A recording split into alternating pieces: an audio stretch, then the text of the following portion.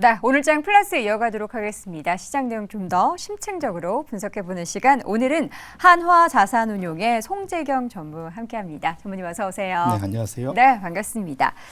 최근 주식시장 움직임 보면은 이게 날파리 장세다? 하루하루 테마주 쪽으로 수급이 유입됐다가 또 막 급등했다가 급락하는 그런 움직임들이 좀 빠르게 나타나고 있어요. 이런 시장을 우리 전무님께서는 어떻게 보고 계실까요? 그러니까 기본적으로 이제는 그러니까 장을 주도하는 힘이 좀 바뀌고 있다 네. 보셔야 될 것 같고요. 상반기에는 시장에서 예상 연초엔 되게 두려움으로 시작을 했는데 사실은 여름을 지나가면서 엄청나게 자신감들이 높아졌습니다. 이유는 예상 밖으로 유동성이 많이 풀린 장세였거든요. 네. 미국은 재무부가, 그다음에 일본이, 중국이, 유럽이 일정 부분 그런 식으로 유동성을 뿌려주면서 예상 밖으로 유동성 때문에 이제 자신감을 가지고 테마들이 날아가는 이제 그런 장세였으면 그것이 이제 일단락이 됐습니다. 그래서 지금은 이제 실적 장세로 넘어가는 국면으로 지금 전환되고 있다. 보셔야 될 것 같고요. 유동성 장세의 특징은 통상적으로는 기대감으로 올라가기 때문에 실적이 받쳐주지 않고 소위 멀티플 확대라고 그러잖아요. PER이 올라가는 네. 똑같은 이익을 봐도 훨씬 더 높은 가치를 부여해주는 이제 이런 일들로 끌어올렸으니 이제는 이제 증명해야죠. 기업들이 그만큼 실적을 내야 되는 네. 이제 하반기의 실적 개선감을 기대로 이제 멀티플을 끌어올렸으니 이제는 확인을 해야 됩니다. 이제 다만 이제 눈높이가 많이 높아졌기 때문에 이것이 하반기에 높아진 눈높이를 기업들이 실적 발표하면서 얼마나 잘 그것을 이제 뚫어내느냐 이것이 결국은 향후 주가의 향방을 가릴 수 있겠다 이렇게 보셔야 될 것 같습니다. 지금 예상되고 있는 3, 4분기 실적 전망을 보면은 좀 꺾이고 있다라고는 하는데 그렇게 보면은 3, 4분기 시장에 대해서는 저는 약간은 먹구름이 될 것 같아서 좀 우려가 되는데 여기에 더해서 수급 여건도 뭐 앞서서는 외국인들이 좀 사고 있다라고는 하지만 그 규모 자체가 뭐 그렇게 의미를 부여할 만한 수준은 아닌 것 같고 매도가 많이 나오고 개인은 증시에서 눈치 보면서 대기를 하고 있는 상황이 연출되고 수급 여건이 이렇게 좋지 않은 거는 무엇이 원인일까요? 기본적으로는 이게 이제 미국이 전 세계에 이제 기준이 되니까 이제 미국의 장세를 놓고 보면 보통 5월에 팔고 떠나라 이런 얘기들을 하지 않습니까? 세리메이. 예, 근데 5월에 딱 5월만 나쁘다는 얘기 아니라 보통 그때부터 변동성이 최저가 마무리되고 8, 9, 10, 11월 초까지 보통 그 기간 동안 변동성이 확대되는 구간입니다. 딱 거꾸로 말하면 지수가 하락하는 계절성이 있다라는 거죠. 여기에 보태서 결국은 아까 말씀드린 대로 유동성이 이제 빠져나가다 보니까 기본적으로는 이제 시장이 이제 조금만 팔아도 이제 바로바로 주가가 빠지는 이제 그런 영향이 있다 보셔야 될 것 같고요. 펀더멘탈 측면에서 놓고 봐도 실적 아까 말씀해 주셨지만 생각보다는 워낙 눈높이가 높아졌기 때문에 그거를 달성하기가 녹록치 않은 상황. 거기에 이제 매크로 측면에서도 여러 가지 변수도 있습니다. 정치적으로는 미국의 9월 달 그 의회 예산 처리가 있습니다. 근데 항상 민주당 대통령, 공화당 하원일 때 단 한 번도 편하게 지나가 본 적이 없어요.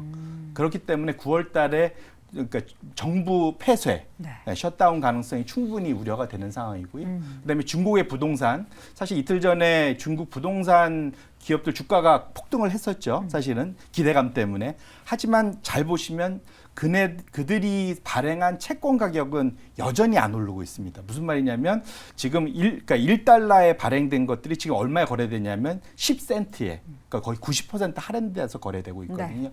이것이 돌아서야만 이제 본격적으로 중국의 부동산이 해결됐다 볼 수 있는데 아직은 좀 여전히 리스크고요. 네. 영국이나 독일의 침체 우려 되게 높아지고 있습니다. 그러니까 유럽발 그런 침체죠. 그래서 이런 것들을 다 종합해 보면 지금 남은 기간 동안 지금 투자자들은 상당히 포트폴리오를 공격적으로 만들어 놨는데 시장 상황은 점점 더 걱정이 더 이게 점입가경으로 설상가성으로 좀 쌓이는 상황이기 때문에 우려하신 대로 9월 달 들어서 상황이 녹록치 않은 상황으로 가는 이유가 여기에 있다 이렇게 보셔야 될 것 같습니다. 전체 시장에 영향을 미치는 특히나 이제 뭐 글로벌 매크로 변수 같은 경우에도 좋지 않기 때문에 쉽사리 수급이 좀 우호적으로 변동되기는 어렵다라는 말씀이신데 지금 말씀해 주신 것에 따르면 위험자산 선호도가 떨어질 수밖에 없는 상황. 그게 이제 우리나라 투자자분들도 그렇고요. 외국인이 바라보는 국내 증시도 마찬가지일 것 같은데 일단은 9월 초에는 수급이 유입되고는 있지만 이 지속성이 유지가 되려면 좀 증시 우호적인 환경이 제시돼야 될 것 같은데 그런 것들도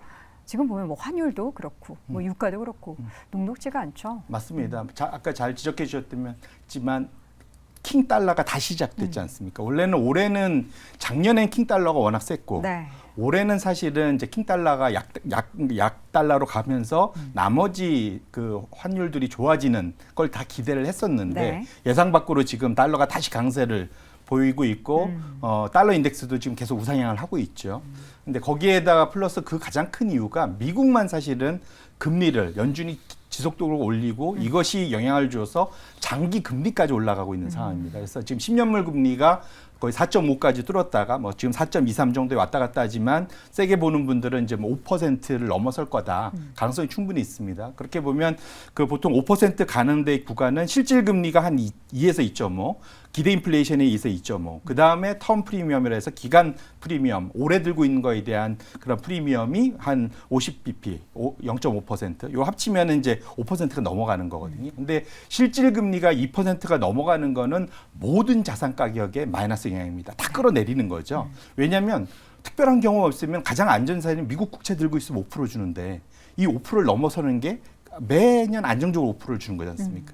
그거를 넘어서는 수익률을 내기가 만만치가 그렇죠. 않게 되는 거죠. 그래서 결국은 최대 복병은 미국의 국채 금리가 올라가는 것이고요. 이런 것들은 그런 것을 제외한 나머지 자산 가격은 주식도 마찬가지, 부동산도 마찬가지, 모든 나머지 자산 가격의 그런 가치를 끌어내리는 것이기 때문에 이런 현상이 나타나고 여기에 더불어서 킹 달러가 다시 돌아오는 것 자체가 말씀 주신 대로 투자 환경이 상당히 좀 이전보다는 어려워지는 상황에 가장 큰 이유가 여기 있다 이렇게 보셔야 될 것 같습니다. 그럼 이런 어려워진 상황은 앞으로 좀 나아질 수 있을 법한 뭔가 그 단초 같은 경우에는 단기간에는 우리가 좀 맞이하기 어려울까요? 사실은 이제 생각보다는 쉽지는 않을 수 있을 것 같고요. 대표적으로 지금 사실은 이제 인플레이션 잡았다고 저희가 불과 한두 달 전에 생각했는데 유가가 지금 다시 튀고 있지 않습니까? 유가 다시 튀다 보니까 지금 인플레이션이 지금 8월 달, 9월 달 다시 우상향 가능성이 매우 높아지고 있습니다. 내년에 또 대선 앞두고 있기 때문에 연준이 이 상황에서 다시 시장이 우호적으로 금리를 시장이 기대하는 것처럼 빠르게 낮춰줄 가능성 이게 이제 점점점 멀어지고 있는 거거든요. 그래서 그렇게 놓고 본다면 지금 상황에서는 당장은 지금은 어떤 변수들이 우리가 상당히 모든 것을 좋게 보면서 왔던 것들이 지금 하반기로 갈수록 덜 우호적인 방향으로 바뀌고 있는 상황이기 때문에 지금 상황에서는 포트폴리오 자체가 지금 만약에 너무 공격적으로 가야 있으시다면 제 생각에는 조금은 균형 잡힌 혹시라도 돌발 변수가 있을 때 거기서의 방어 능력이 생길 수 있는 그런 포트폴리오를 구축하시는 것이 밤에 주무실 때 마음이 좀 편해질 수 있지 않을까.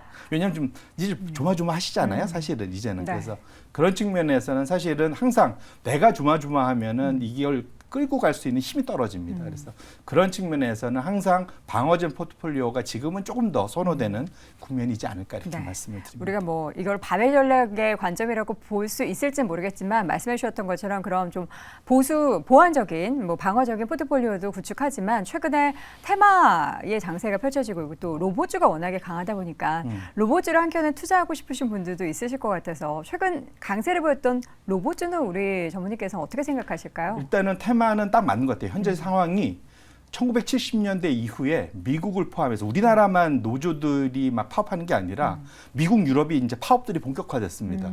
그리고 노조에 대해서 그 사이는 상당히 이거 덜 쿨해 이랬는데 네. 지금은 상당히 선호하고 그러니까 좋아하고 있어요. 그래서 10명한테 물어보면 7명이 노조 가입 괜찮아. 미국 사람들이 이렇게 대답을 합니다. 네. 그래서 이제 파업들이 늘고 있거든요. 그러다 보니까 이걸 대응할 수 있는 입장에서는 로봇이나 AI나 이런 것들이 분명 자동화가 되는 것은 기대가 있거든요. 네. 다만 이 주식들이 고퍼주라는 게 문제죠. 그렇죠.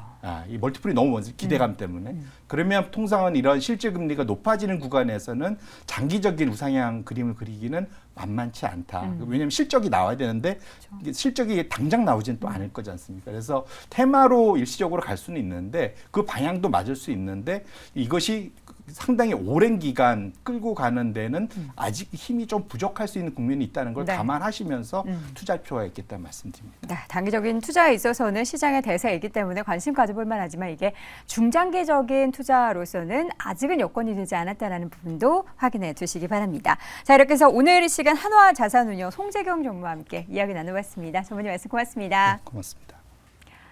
자, 오늘 잭탑5 이렇게 해서 오늘 일주일 동안의 모든 프로그램을 다 전달해 드렸는데 저희가 새롭게 론칭을 한 탑5가 오늘 잭탑5가 여러분께 또 투자에 좋은 아이디어가 됐으면 좋겠습니다. 그래서 저희 제작진은 주말에도 쉬지 않고요. 다음 주 주제 열심히 연구해서 올 테니까요. 여러분 다음 주에도 10시 30분에 저희와 함께해 주시기 바랍니다. 여러분 주말 잘 보내세요. 고맙습니다.